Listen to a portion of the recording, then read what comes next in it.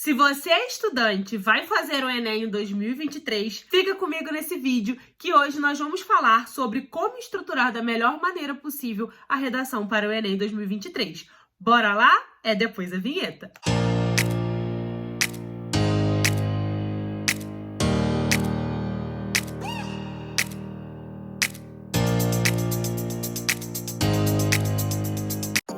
Fala pessoal, eu sou a professora Ellen, sou professora de língua portuguesa e no vídeo de hoje eu vou falar para vocês como estruturar da melhor maneira possível a sua redação para o Enem 2023. Pessoal, é importante que vocês saibam que nesse vídeo eu não vou abordar as habilidades e competências cobradas no Enem. O que eu vou trazer para vocês é como estruturar em forma de introdução, desenvolvimento e conclusão a redação para o Enem. Beleza? Então vamos lá.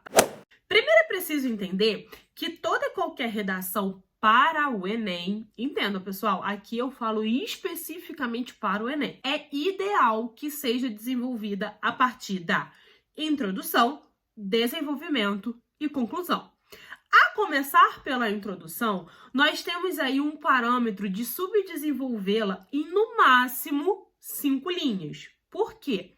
Porque a minha introdução e a minha conclusão, elas não devem ser maiores do que o meu desenvolvimento.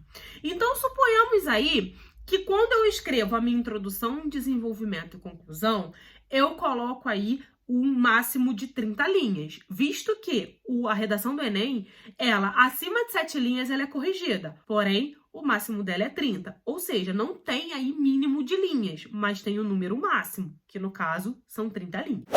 Então, quando eu escrevo a minha introdução, se eu colocar a minha introdução com 5 linhas e a minha conclusão com 5 linhas, eu tenho 10 linhas para fazer o meu desenvolvimento. Então, o ideal é que seja a introdução com 5 linhas no máximo e a conclusão com mais 5 linhas no máximo.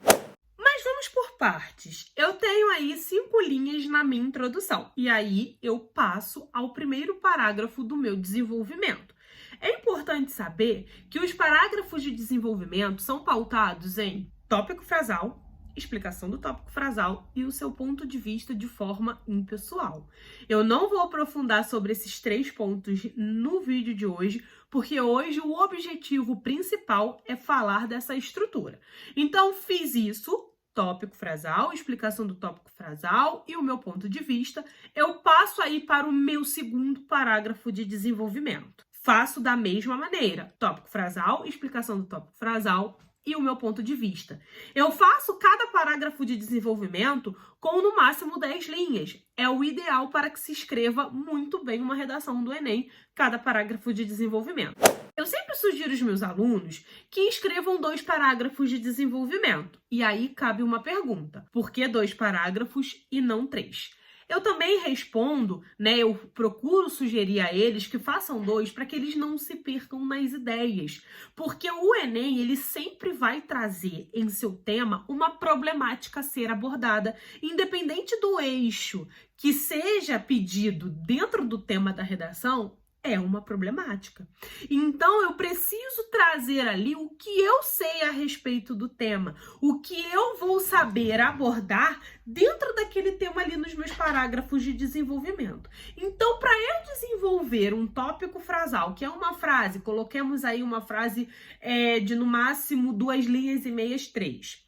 A explicação do meu tópico frasal, mais no máximo aí 2 linhas e meia, 3. Aí, digamos que tenhamos escrito 3 linhas em cada parte, eu já tenho 6. Se eu escrevo mais 3 do meu ponto de vista, eu já tenho 9 no meu desenvolvimento. Escrevendo 2 parágrafos de desenvolvimento com 9 linhas, eu tenho um total de 18 linhas. Com mais 5 linhas de cada parágrafo, no caso de introdução e de conclusão, eu já tenho aí 28 linhas estruturadas da minha redação. Então, o que acontece? Por isso que eu sempre sugiro aos meus alunos fazer 2 parágrafos de desenvolvimento. É proibido fazer 3? Não, não é proibido fazer 3. Porém, é preciso se atentar ao que se é colocado dentro dessa estrutura do parágrafo. Então, quando eu digo que o ideal é fazer, vale também, eu abordar aqui para vocês que tudo que eu estou falando é sugestão. Eu não vou dizer o que você pode ou não pode fazer na sua redação, mas eu posso te ajudar e eu posso sugerir. Enquanto professora de língua portuguesa, eu posso sugerir a vocês que façam no máximo 2 parágrafos de desenvolvimento, justamente para que vocês não se embolem aí no meio do caminho, tá certo? Então, feito isso, nós passamos à conclusão, com no máximo também 5 linhas. Quando eu digo que o meu parágrafo de introdução e o meu parágrafo de conclusão não devem ser maiores do que os meus parágrafos de desenvolvimento, eu abordo justamente isso. Digamos que eu não tenha conseguido desenvolver o tema do jeito que eu esperava. E aí eu escrevo, por exemplo, 7, 8 linhas de introdução. E o meu desenvolvimento, eu consigo escrever no máximo 5 linhas em cada parágrafo. Então, a minha introdução já está maior do que o meu parágrafo de desenvolvimento. Aí eu chego à conclusão e faço a mesma coisa que eu fiz na introdução. Mas aí eu escrevo com 1 linha menos, escrevo com 6. E ela também fica maior do que o meu parágrafo de desenvolvimento. E aí não fica interessante, porque quando você precisa demonstrar que você realmente sabe abordar sobre o tema, é justamente nos parágrafos de desenvolvimento que você faz isso. Tá certo, pessoal? E um outro ponto que eu também citei lá no início do vídeo é sobre o número de linhas cobrados na redação do Enem. Por exemplo, em alguns casos de vestibulares ou de concurso que é preciso se escrever redação, geralmente eles estipulam o mínimo de linhas e o máximo de linhas.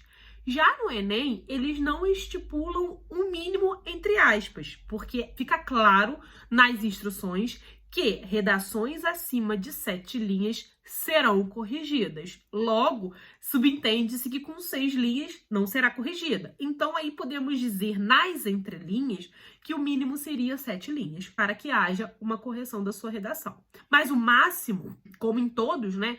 O máximo é 30 linhas.